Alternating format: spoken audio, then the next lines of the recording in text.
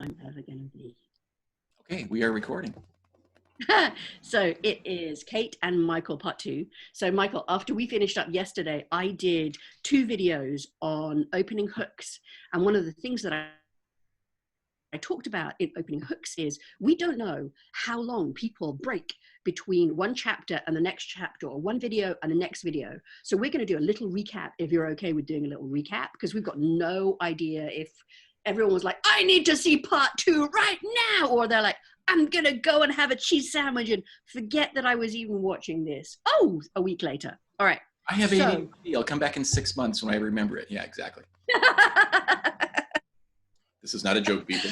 Oh man, that is hard. That is hard. No, oh no, I'm laughing with you, not at you. No, I'm thinking about potential, like when my mom watches this video, or, you know, my one fan watches the video, they'll go like, oh, he's joking about ADHD. That's not nice to people with mental health issues. But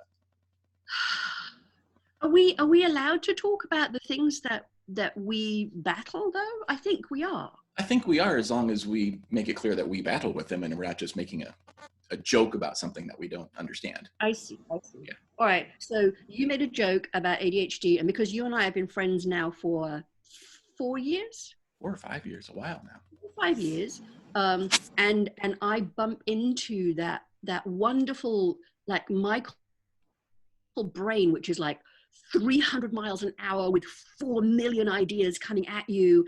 All of them are brilliant. And then a week later, he'll say, what now? What did I do? No way, you can't not remember that conversation. And he's like, oh no, I went off and did something else. So my laughter came from this loving place of, oh, I've got bits of dog stuff on me, I apologize. So yeah, that was where my laughter came from. Oh, So I never know where your laughter comes from, so that's good. With ADHD, yes, you have my deep sympathy. Although maybe sympathy is not the right thing. It's so interesting. I had this reaction. So I have something called aphantasia, and aphantasia, you don't see pictures when you read. You don't see, like, you know, people are like, oh, I have movies in my head, and then I have to get the movie down on the page. And I'm like, I don't see that at all. I see words on the page. That's what I see on the page. And I know a couple of other writers who have aphantasia as well. And I was in a book room. There were, you know, people talking about books, and they're like, oh, that's so sad that you can't see that. Like, this isn't like a sad thing. This is just a thing. It just is. There's nothing happy or sad about it. It's just a fact. So I take back my I am sympathetic. That's not exactly what I meant. I meant... Well, no, I get it. But now you know one more writer that has, what am I calling this? Aphantasia. Yeah, I think pretty much I've got that too. I can visualize a scene if I really pause and then actively imagine it, you know, but you have to push yourself to... Yeah, exactly. Yeah. Yeah. Like when I read Lord of the Rings. I have so much trouble. Like, I don't give a shit what anybody looks like anyway in real life, because I'm mildly to moderately body blind. Right. Like it just doesn't strike. I had a therapist once who was like, really? They're like 300 pounds, you know that? And I'm like, yeah, but they're like a really good person. And that's totally what clicks for me. Mm-hmm. It totally isn't to do with bodies at all. And I think it's related to the aphantasia, because I don't imagine bodies. I don't imagine, I have to work really hard to get that into my writing, because it's, I don't know, you know what we were talking about earlier about not being perfectionists? Yes, here we are. Here we are. So we've done ADHD, aphantasia, and dogs barking. And I would add, just real quick, when you said that, you know, what did you say, body? What was the phrase you used? You don't see. Say it again. What was the phrase you used? You don't see or notice body? I'm bodybuilding. So I would say, and then you said that might be related to the aphantasia. And I was going to say, at that point, this is where we diverge, because you know how I do. So. But I think they're related bits of the brain, like, right? Like, so you could have ADD without the H. I think you can have aphantasia with or without the body blindness. Right. Yeah, I don't have that blindness thing. So. No. Sorry, people. Just in case your mom is watching, I won't say the next sentence. I'll text it to you later. All right. We are, this is what happens when writers get together and get to talk to each other who know each other and have been working together for a long time. So we are talking about stakes. And yesterday we got through what are the public stakes, and we started to talk about private stakes. So Helen Armstrong, secret agent woman, tell me what the public stakes are in her story. Well, the big public stakes are if, it's World War II, when the good guys lose, the bad guys win, and life is hell.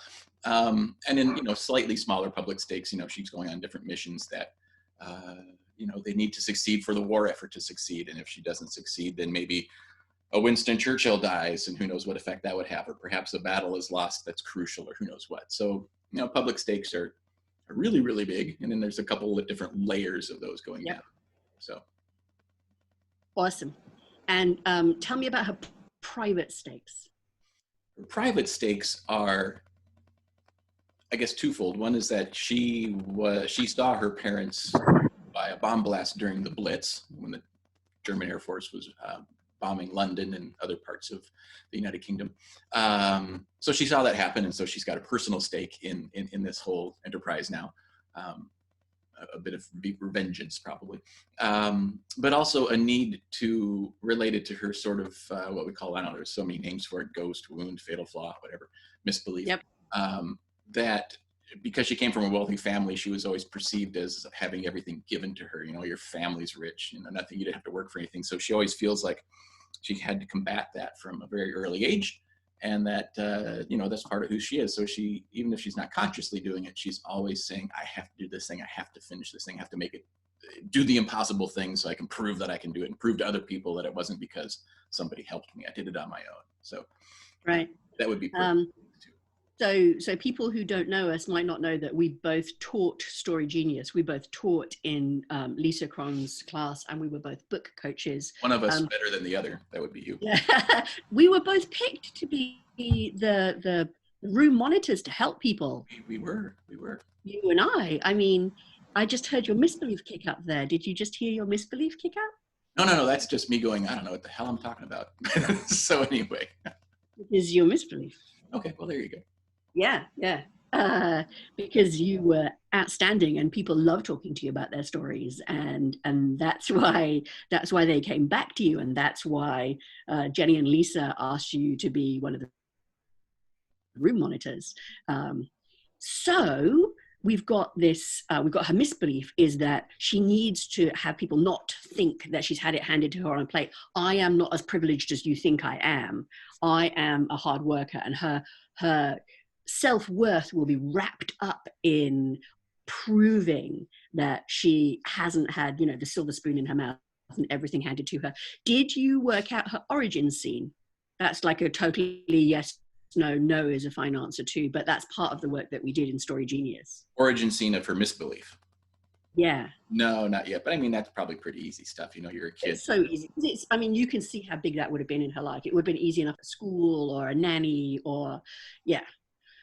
Good Lord, we had matrons at school who would have given you any number of misbeliefs you wanted. Okay, great. So we've got public. I had Sunday school for that. Anyway. Yeah, really similar. Really, adults who, for some reason, are into punishing children. Obviously, I'm not a carrot and stick person. So we've got public stakes, we've got private stakes, and then, are you ready to talk about your antagonist? I'm ready to talk about anything. I don't know if I have one yet, but let's talk about it. Ekaterina, who is Ekaterina? Oh, sorry, I'm pretending I don't know anything. No, I'm not. So in the opening chapter that I read, there is an antagonist. Well, the antagonist in that, Ekaterina, is not that she's a Soviet spy, just in case anybody is curious. She's actually part of the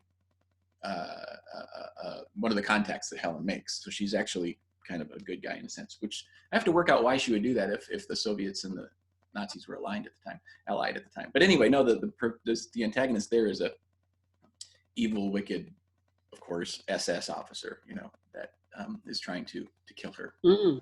So I think at points in the series, if you take the definition that an antagonist is just someone who is blocking the protagonist from getting what they want, and not necessarily Darth Vader, then yes, I think Ekaterina will be at times the antagonist. I think I'll probably have situations where they're both pursuing the same goal, and and whoever doesn't get the goal has something pretty negative happen. So. Yeah. So in Take Off Your Pants, there's this this real sense that the antagonist is somebody who wants the same goal as the protagonist and is going to fight them for it all the way to the end. And it has to be not a win-win situation. It's not going to be win-win. It's going to be win-lose. So it's a zero-sum game. Right. And with the stakes that we've got, of course it's going to be a zero-sum game. If the Nazis win, then it's a very different world than if the Allies win, right? Okay, so for your antagonist, you can say that you're not ready to talk about your antagonist if you don't want to. Do you know what the stakes are for your antagonist? What are the public stakes for your antagonist? The public stakes would be if Helen is successful, then the Germans don't torpedo the ship on which Winston Churchill is sailing. And then what happens? Well, the UK, the Allies would keep a significant leader and moral rallying point, and so I mean that may not lead to the war directly, but it certainly is something the Germans would like to not have around. War, right? What's that? Right. I want the stakes to be super high and matter to both sides, so that the higher the stakes are, the more the readers care. So, what are the private stakes for your antagonist? I have no idea. Okay. But there's going to be some horrible punishing thing where she lets herself down, lets the side down, is humiliated. It's going to matter to her a lot to lose, right? Well, the antagonist, I think, in this particular first book is the SS officer, so the guy. Just to make sure we're talking about the guy. Yeah. I just make them all women. Oh, all right. Well, then, yeah, we could have a real fun female SS officer, couldn't we? I totally agree with her as a woman. Sorry. No, that's all right. That's actually an interesting idea. Yes. Do that. All right. So the stakes are going to be super high. All right. So let's go back to Helen.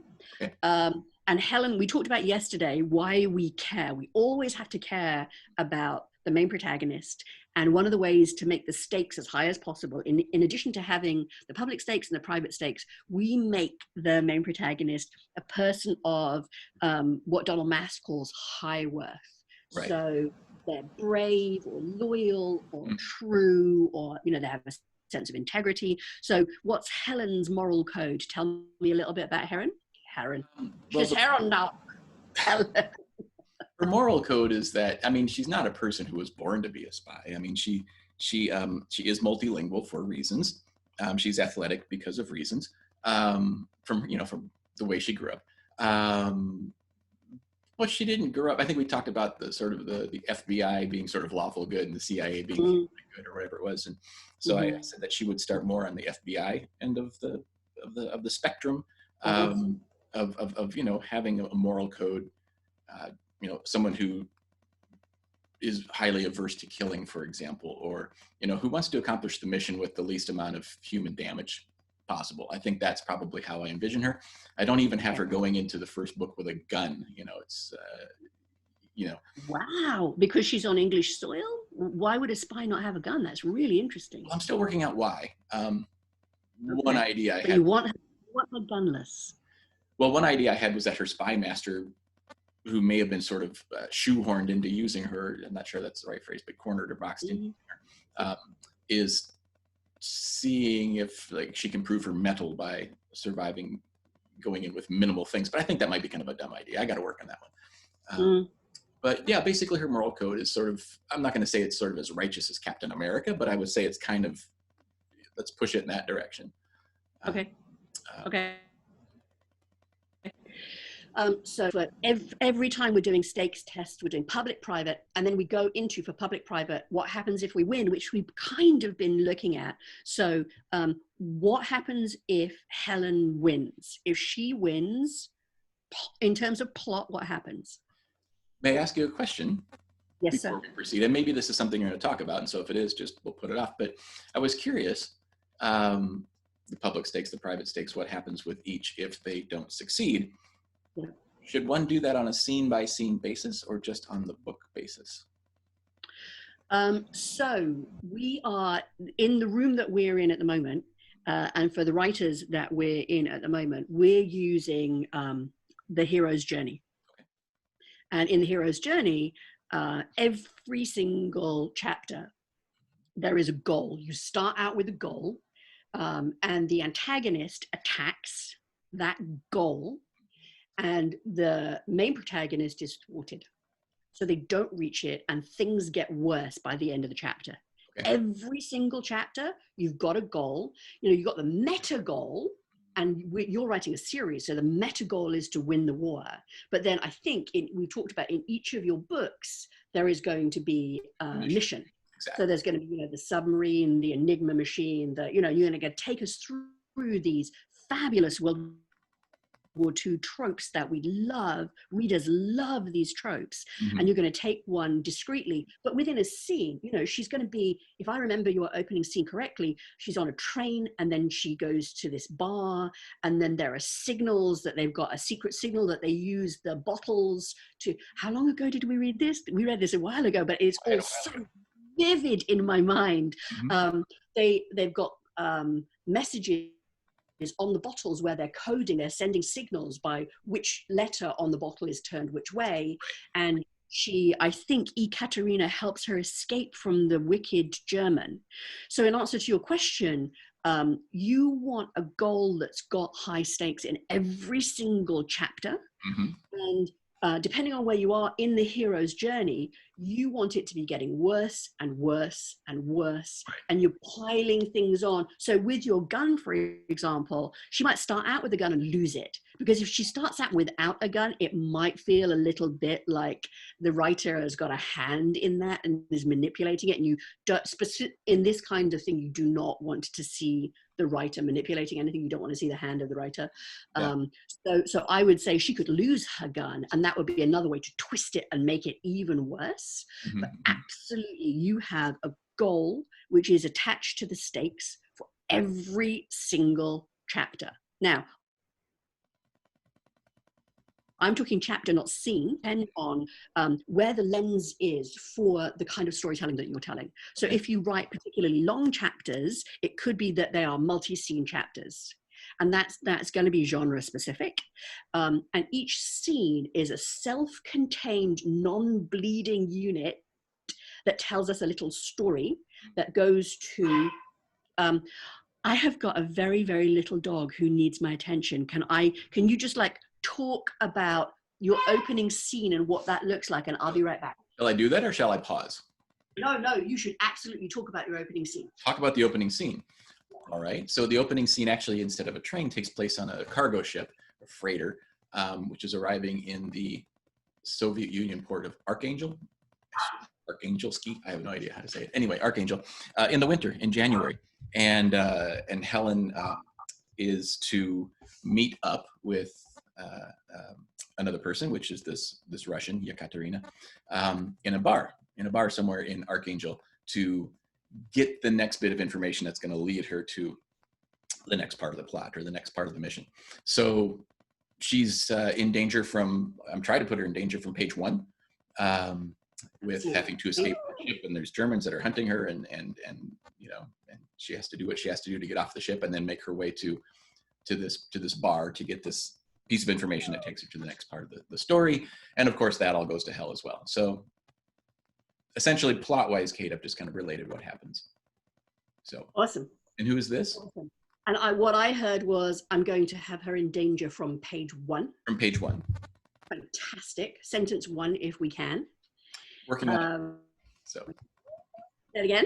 Working on that part. I'm not sure quite there yet, but we'll to the first sentence. One of the things I was talking about yesterday is you don't always know what your opening sentence is sometimes until you're 3/4 of the way through the book.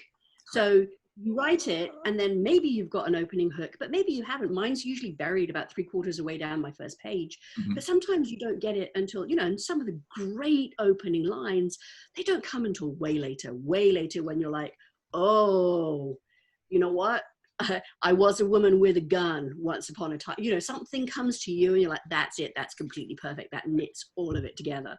All right. So we've got a sense every scene about whether or not she wins or loses. And in the hero's journey, we want her to lose and lose and lose and lose until she wins, right? And we need to understand as readers what the stakes are if she loses.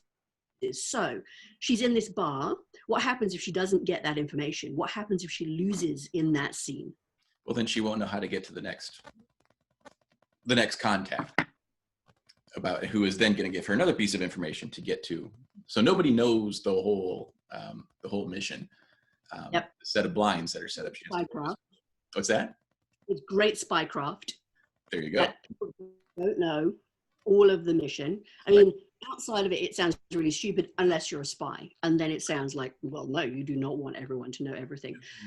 So would she die? Are those the stakes? Are death? She could if she were, if she took a bullet right there in the bar. Yeah, of course she could die. So the stakes could be, yeah, she dies, or the stakes could be the mission fails, which then puts Churchill at risk. So yeah. So you've always got these layers of stake. You can hear how much Michael has got going on because he's got these layers of stakes. And at each point in each chapter, if she fails, we've always got what happens, you ask your question, what happens if she wins? What happens if she loses? Why do we care? And how can we make it worse? These are the 4 questions we ask for every single scene. What happens if she loses? What happens if she wins? Why should we care? And how do we make it worse? Can we make it worse? It already is worse because the bar sort of erupts into chaos, and Ekaterina is killed. So. Oh, good. Oh, Ekaterina is killed? Well, we think. Oh. All right. So what's the next scene? Let's talk about a scene I don't know so I can ask you questions. Gosh, it's been a while since I've looked at it too. There is a scene where, let me think for a second, where Helen ends up at the outside the fenced perimeter of a gulag south of Archangel, kind of in the middle of nowhere. And that was the piece of information she was to get at the bar. So somehow she does get it. I forget how I wrote it, but anyway, so she goes to this place where she's supposed to meet this Polish mathematical genius who, because actually the Poles who I believe first deciphered the Enigma code. And so this is one of those fellows. And so she's to meet this man first at a specific point, at a specific time and date outside the, where the fence is. He's on the inside, she's on the outside, of course. And then to proceed from there, where she has to come into the camp and be smuggled in and get this information. And that's kind of where that particular scene kind of ends in my imagination. Although I do know that the Polish mathematician is a bit of a Hannibal Lecter type of character who doesn't really have any tolerance for any sort of puffery, one might say, about themselves. So he's actually, imagine in a gulag in the Soviet Union in the 1940s in the middle of winter, probably not a lot of food to go around for the inmates, but those first 2 British spies that showed up who were men and thought a lot of themselves made an excellent stew. Oh my! Cannibalism is a hard sell. Wow. Yeah. Wow. So do you, this would be a great place to end. I don't know what your time is like today. Yesterday, I chewed up a lot of your time. I got time. No, we've got a bit of time. Yeah. So I was going to ask you, a thing that you haven't mentioned is this possibility of her amnesia or fugue states. Yeah, that's an interesting thing. Go ahead. I'm sorry. I'll stop talking. So it's a really big dice to roll. Mm-hmm. As far as whether or not I use that? Whether or not we can make it, you're very talented. Mm-hmm. So I am sure that if you decided to go that way, you could make it work, but you just made your job like 1 billion times harder for the character arc. Because if she doesn't know what any of her motivations are, then how do we know what her motivations are? Which is not to say that motivation is always spelled out on the page as motivation, because often it's in action, in particular in a spy thriller like this, you're not going to have a lot of interiority, you're going to have a lot of action. But if she doesn't know what her motivations are, and she's being driven by somebody else's agenda, then then what's going to happen with that thread of the story? So is that like one of the sub threads of the story that she Well, works it out, or? yeah, there were a couple ideas I had about that, and one came. Well, it was given to me in one of the Las Vegas conferences that we went to with the 20 books to 50K folks. When I met, are we allowed to name drop? I mean, can we do that? Totally your call, man. Oh, well, I don't know. I was talking to John Truby in the TGI Fridays over some sort of. I don't think you mind if you drop his name. Over some sort of bad grilled food and some alcoholic beverage. Well, no, I think I had. I don't think he was drinking. Anyway, the point was, I said, I've got this character who I want to start in a fugue state, which is cleared by my shrink as far as being possible. You could have a person who's fully functioning with no concept of who they are. Again, sort of that Jason Bourne idea. I promise I'm not trying to rip off Jason Bourne, but I liked the idea. So one thing that John had said, and Mr. Truby had said, is that, okay, you got a 9-book series, say the first 3 books could be her finding out who she is. At the end of the 3rd book, she knows who she is. The next 3 books are why did this happen to me and who kept this information from me? And so the end of the 6th book, she knows who done this to her. And then the last 3 books would be her wreaking holy vengeance on that person, or not, or whatever. Some sort of conclusion at the end of why did you particular person do this to me, and how am I going to pay you back for that? So that would be one. What, why, how? So what am I? Who am I? Why did you do this to me? And how am I going to avenge myself against you? Right, exactly. Or that final battle against that person who did the evil thing to you. Awesome. Yes, so yes. One idea. So if that's got one big arc, but with 3 kind of mini arcs that would carry through a series. Yeah. And then you've got the arcs of the mission. So you've got the Enigma machine, you've got the submarine with Churchill on it, you've got, I just don't even know why you haven't written all 9 books yet. Because quarantine. Oh, full job, moving house, having a life.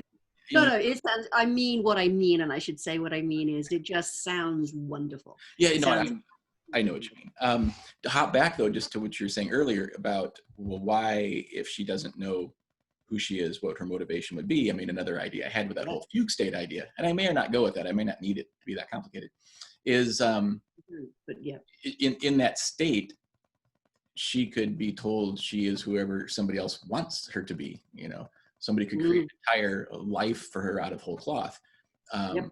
And present that to her and say, you'll remember more about your past as your mental, your cognitive abilities return after your brain trauma. They could be telling her that and then just feeding her whatever they want to feed her. So that's another idea too. Because wouldn't that be? So you've got so many fabulous tropes in spy stories, because you've got, agents, double agents, triple agents, moles. I mean, you just can play with that. And if you've also got this wonderful, yesterday we called it a combination of Dungeons and Dragons and FBI to CIA, but because you've got that moral arc, that span of her growth, you've just got a deep, deep character who she's already alive. The thing that I would want to do next is to talk to you about the antagonists, because you've got layers of antagonists. The war is one antagonist. One of the things I've been pushing really hard in the room with the post-apoc writers is we want an actual human being, right? Because as readers, we relate best to the human beings. That, if we could relate to concepts better, we would lie on the floor every single day and cry for all the people across the world who die. But we don't, because we don't click in. Our brains aren't designed for that kind of a big picture thing. They're designed for the much smaller thing. So I would want to talk to you about who your antagonists are in book by book, but maybe we should cap ourselves off at half an hour. And we should come back if you'd be willing to come back on the Unputdownable show. I would love to have you back again. I would love to visit anytime. It's awesome talking to you, and thank you for bringing your story. Just go and write the fucker now. I'm thinking after maybe January 20th, that might be easier. So we'll see. Oh, is something happening in this country on January 20th? I don't know. It's 18 days after my birthday, so maybe that's the thing. I don't know. We'll see. Happy birthday, man. I'll talk to you soon. Okay. Bye-bye. Bye, love.